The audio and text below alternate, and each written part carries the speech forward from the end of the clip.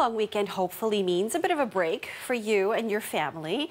But that certainly isn't the case for politicians. As we near the halfway point of the provincial election campaign, there was certainly a lot of action.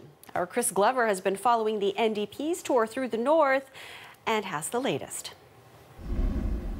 The NDP spent the day on offense, wading into ridings they hope to pick up. Here in Sault Ste. Marie, the PCs won this riding in a by-election last year, but it is traditionally a safe Liberal seat. Now, earlier in the day, the NDP were in Thunder Bay. 2 ridings up for grabs there. Heading into this campaign, both represented by Liberal cabinet ministers. And while the NDP say that they are gaining momentum, their leader still wasn't the one under the harshest spotlight today.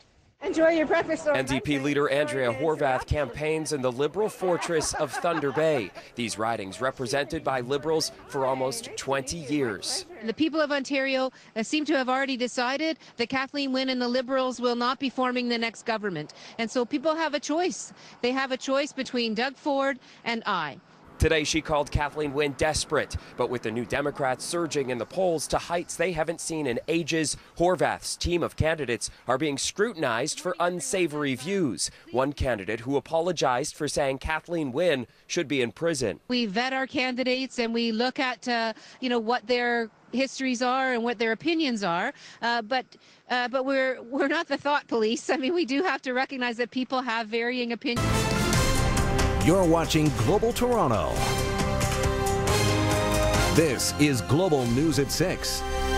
For her part, NDP leader Andrea Horwath says she wouldn't stock corner stores with beer and wine. Horwath pursued items at a market and toured a hospital in Thunder Bay. As for the allegations against the Progressive Conservatives, Horwath says her party has put in a complaint with Elections Ontario. What's it being used for?